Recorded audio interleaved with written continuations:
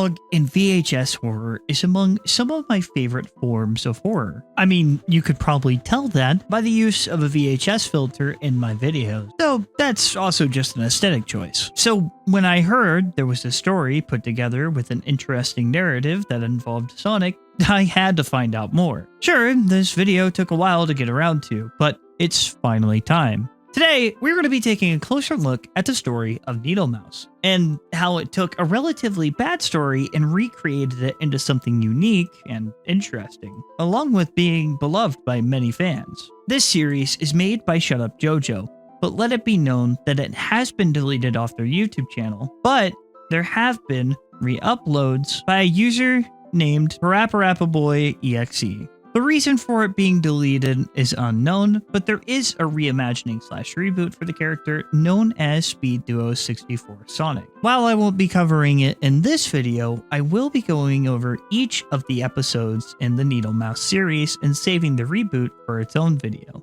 I'll try my best to summarize the story, but forgive me if I miss any details. Shut Up JoJo will be down in the description for you guys to check out, and with that out of the way, let's begin, starting with the first episode titled NeedleMouse.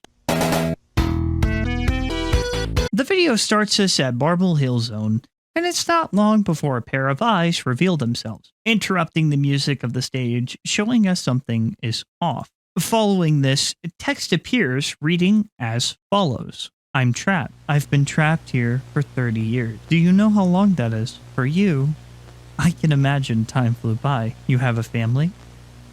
Good for you. I miss my family. I miss them so much. Dad, Mom, Lily, no one knows what happened except you. I hate you.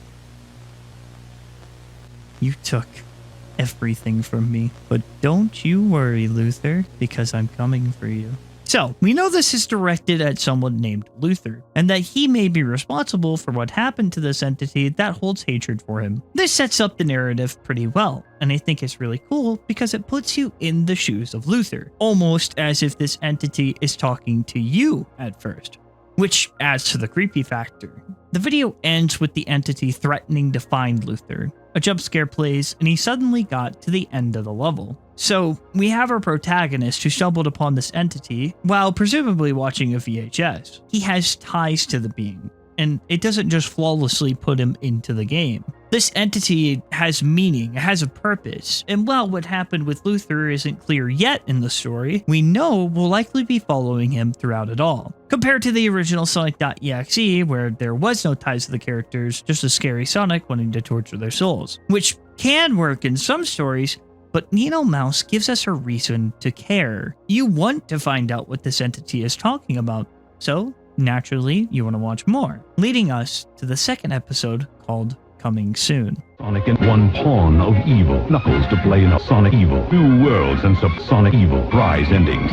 Sonic Evil. The episode starts us with an old Sonic and Knuckles commercial, and a message is clearly being said here. A pawn of evil. And it goes on to repeat Sonic Evil. The screen flashes a few times before a missing picture shows up, and right after, we get more information. In 1963, this girl was buried, which this spot would become a building for American Division Sega. And given the popularity of Sonic, she would take this opportunity to take a vessel and seek out revenge. We can assume now that this entity is the girl that was shown. This is NeedleMouse, or as the paper says at the top, Sarah, the last name being hidden for now. She's been toying with the viewer, but is now done. Michael has joined her, appearing as a Knuckles vessel, as NeedleMouse threatens to go after Luther. An ominous message with "I know where you live" with the Sonic vessel standing there appears. At this point, we don't know who Michael is, but we can assume that it's linked to Luther. This commercial for Sonic and Knuckles is fitting because it shows us that NeedleMouse has her Knuckles, and this becomes especially apparent in the next episode titled Got You. NeedleMouse states in this episode she can feel the pain, and that she remembers everything that happened. It's plagued her mind, and the memory of her death plays over and over again, living in never-ending agony. Michael was there and did nothing to help. and NeedleMouse would make sure he would pay. He's happy now, and that you can be happy too. The longer Luther takes, the more people he knows get hurt, and after everyone is gone, Luther is next. Like I said before, I really like that this puts you in the shoes of Luther. It adds to the immersion, and I know a lot of people already know the story, but this was fun to put together and pretty unique for the time. Now, back to Michael. What exactly happens to him? In the 4th episode titled No Way, we find out. Also, I apologize if the pacing of this video is pretty weird. These episodes are rather short until it gets later in the series, so bear with me. As we go through the special stage, the music shifts. A little too well, if I might add, to Daisy Bell, which happens to be NeedleMouse's favorite song. Michael states that he can't breathe. He's been suffering and he's been alone. He's scared. But lucky for him, NeedleMouse is there to say he only has himself to blame, while showing him his family, how he can never return and that life is moving on without him. That he could feel what she felt. Michael claims that this isn't fair, how he doesn't want to be here, and descends further into madness. He misses his friends, he misses his family, his wife, and he's forced to stay here. He wants to go home, but if NeedleMouse can't go home, neither can he. Sarah reminds him that he doesn't get a say in fairness, as he was there when she died and didn't help, and now he has to pay the consequences. This episode then ends with "There is no God, only me," which could be a reference to I Am God from the original Creepypasta. You'll see this as a theme as it continuously references the old Creepypasta and takes a little bit of inspiration but doesn't take it too far. The next video is actually a trailer for the season finale, and it has voice acting for NeedleMouse. It basically shows us what's to come, and boy, the final episode is 13 minutes long and reveals a lot. It was finally time for the showdown between Luther and NeedleMouse, or in her former life, Sarah. The video starts off as the others do, showcasing a bit of gameplay before the picture of Sarah missing shows up and a picture of someone covers the screen. This is the next victim, and he takes the form of Robotnik. He says that Michael got it pretty easy compared to him. His death was apparently painless, and he claims he was alive 1 second, but the next, he wasn't. Though, for this person, Sarah said he deserved worse. He said he didn't do anything, but probably wasn't the right thing to say because right afterwards it cuts to NeedleMouse, who isn't too happy about this. She claims he's lying, of which Robotnik declines. It's revealed his name is Martin. Sarah says that perhaps she was too nice and suggests that she replay that night, which apparently freaks out the Robotnik vessel, and he begins to beg her not to. It's revealed it was the night of his death, but he does get a chance to talk to Luther directly. He claims she made sure his death was slow and painful. His eyes were gouged out, and he was fully tortured. He says Luther's name directly, begging him to not play the game, as that's how she was able to get everyone else. He warns that she will try to deceive him. She doesn't want forgiveness. She wants to kill him and add him to her hell. He then has one final plea, giving an address that leads to the disc. He begs Luther to destroy it, as it's the only way he's able to free them all. Sarah was fully gone, and what remained of her was a spirit bent on revenge. After playing a few more voice clips of two people conversing, planning out her death, it cuts to a tape of Luther recording himself talking about the VHS series we've been watching up until this point, right before he's about to destroy the disc. A few things are made clear here. The VHS tapes have been keeping him up at night, clearly haunting him as time went on, but he couldn't do anything about it until the last one, which was the one we just witnessed. It's revealed in this recording that 30 years ago, Luther helped cover up a murder, the murder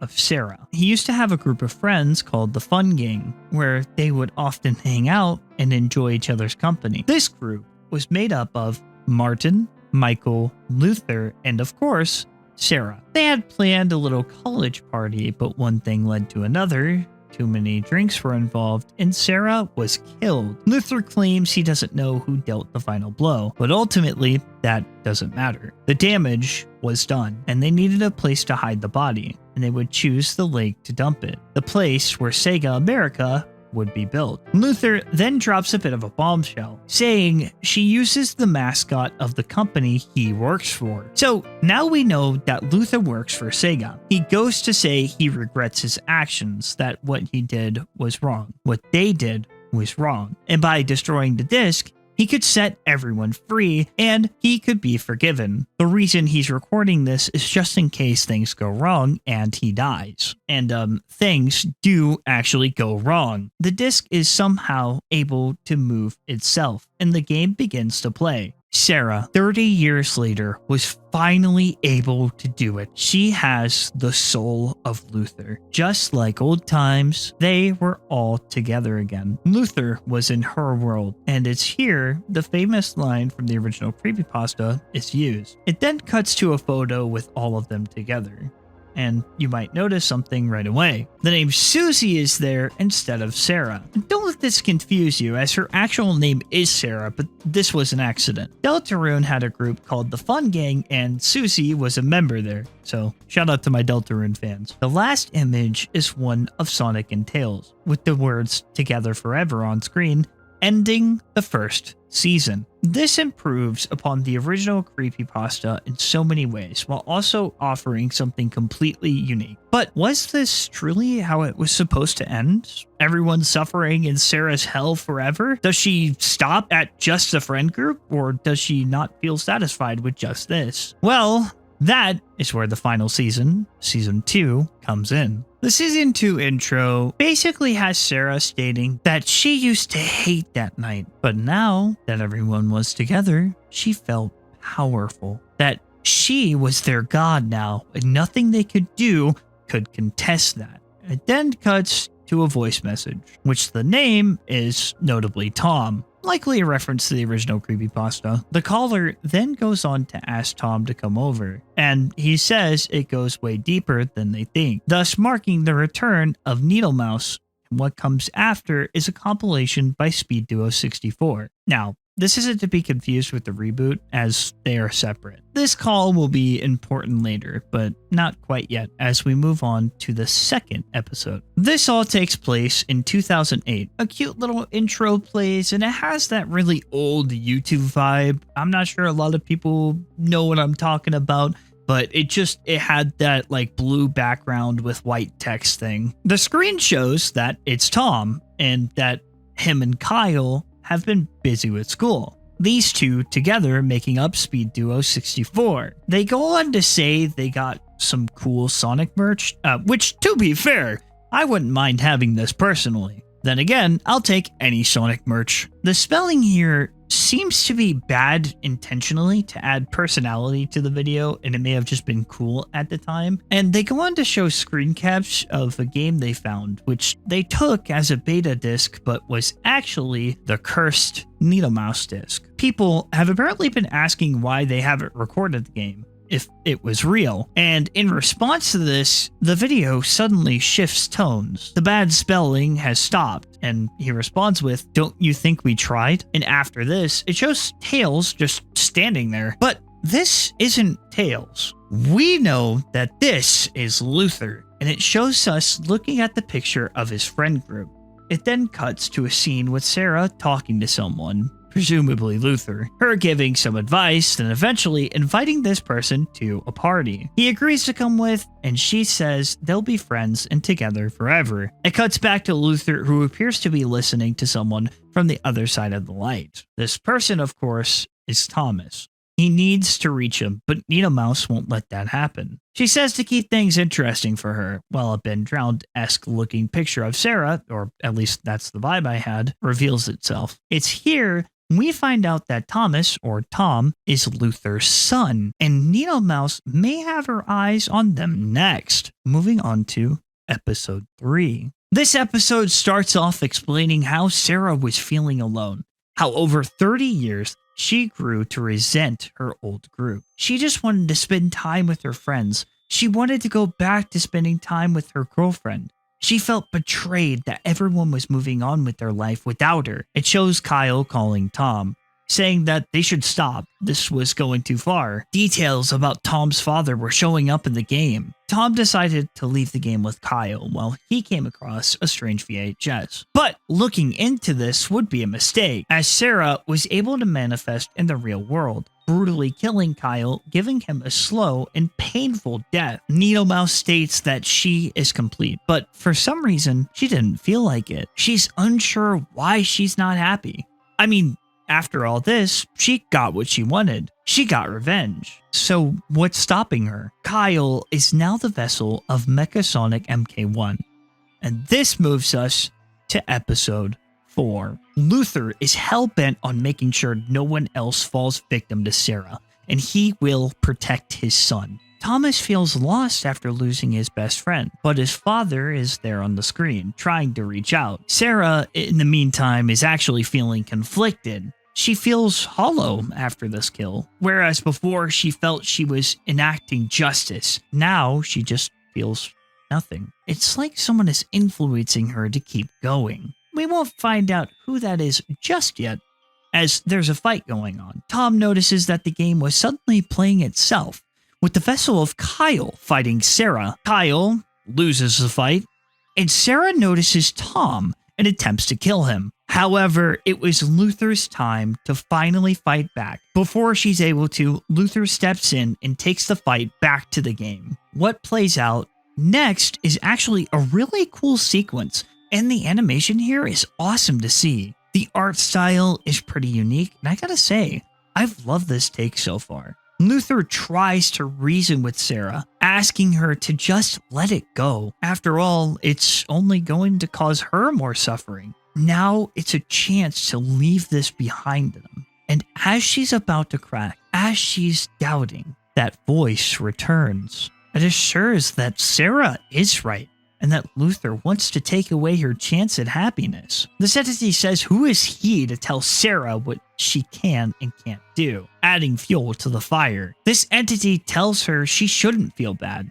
It's their fault she's dead. This entity is manipulative and says things like, "If you don't want to be here forever, I understand." Then follows up with, "We've been together since the start, so I'll help you out." And goes on to say that Kyle doesn't deserve to live after knowing about them, and neither does Thomas. The entity offers to help distract Luther while Sarah go after Thomas and show him what it's like to face a true god. Not one of mercy, but one of death. And now, Thomas was the next victim. But where is Michael and Martin as this is going on? Episode 5 aims to answer just that, it being 31 minutes long. Michael states that things feel different, and that after all this time they could have fought back. This wasn't just her world, but at this point, he's too tired to care. The two of them have been suffering for years on end, and while things were changing, they didn't have the energy to fight. Though it's in this moment they realize they can finally be free. Michael frees Kyle from his own chains before both him and Martin move on into the afterlife, their characters going with them. That just leaves us with what's left. An animation plays out of Sarah and her lover talking, and how she agreed to take Sarah's last name, which is Henderson. It's here that we find out that this is the adoptive son of Sarah Henderson's lover, Kyle Henderson, which is technically Sarah's son. Seeing memories of the past has NeedleMouse freaking out after the thought of her lover moving on, and it motivates her further. However, Luther speaks out, saying the names of all the victims so far. He starts to have second thoughts about what he's doing, and if he was the one who really caused all this. He doubts if he's a good protector, but as this is happening, Adam steps in. It was Luther that buried the body in the lake.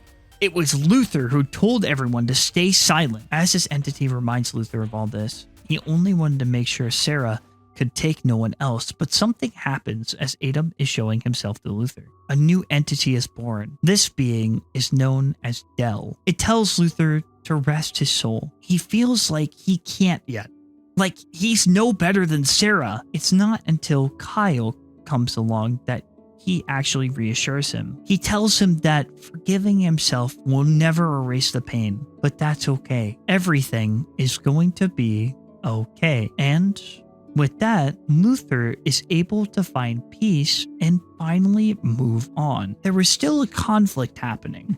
And this isn't the final episode. We move back to Tom as he's able to do what his father couldn't. He breaks the disc. However, this proves to be in vain, as after all this time, Sarah still feels like she isn't the monster and still attacks Tom even after the disc is broke. But Dell is able to save him before he's dead and says that his father loves him. His father left him one more message, that it's going to be okay, that he's okay now, and reassures Tom that he's going to handle it all. With one more goodbye to Tom, likely this being Kyle, it fades to what's left. Sarah and Kyle, Atom and Dell, anger and forgiveness locked in battle to finally end everyone's suffering once and for all, leading us to the final episode, Atom. The two hedgehogs reimagine the game.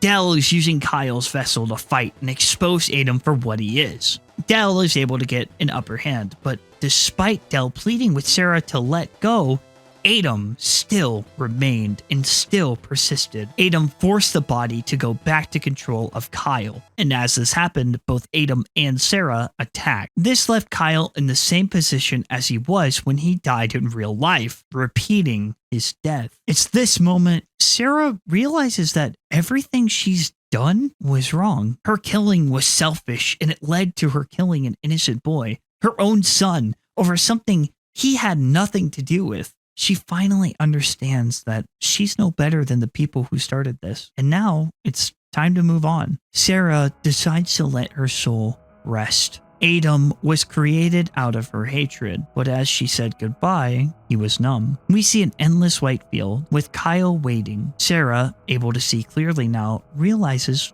who this is. This is her son. Overjoyed, tears begin to form. She can see clearly now. And this is the end of NeedleMouse VHS. There was a lot of work and dedication that went into the story. From a unique cover to multiple endings, 2 seasons full of content and a lot of attention, this redefined what Sonic.EXE could be. Sure, we all dog on the original, but we could always take something bad and make it better. The things JC did was horrible, but the people who make stuff off the original don't have to be. So create your EXEs, create your Sonic stories. They're yours, and maybe one day you'll create your NeedleMouse story. Shut Up JoJo did an amazing job, and while I'm not sure why they deleted it, I can respect their decision, though I do think this was a pretty interesting narrative. There were some things that I can kind of see wrong with it, and I can see why a few people might not like it. I can see all the passion and thought that went into this, and that's where I think it truly shines through. Before I go, I think people would want me to mention that NeedleMouse was going to be in an F&F song called Roundabout, which is actually a reference to an episode in the VHS series. This was going to be featured in First Sonic.exe, but, as we know, it was cancelled. Though NeedleMouse has been deleted, it's clear that its influence still lingers. Though, my soul isn't ready to move on just yet. NeedleMouse for me isn't gone, as I still have to cover Speed Duo 64, and as I said before, is the reimagining of NeedleMouse. And this is a hard reboot, but that's for another day. Subscribe to see when that happens, and use my code in the description to get 10% off. Thank you everyone so much for watching, and remember, stay freaky!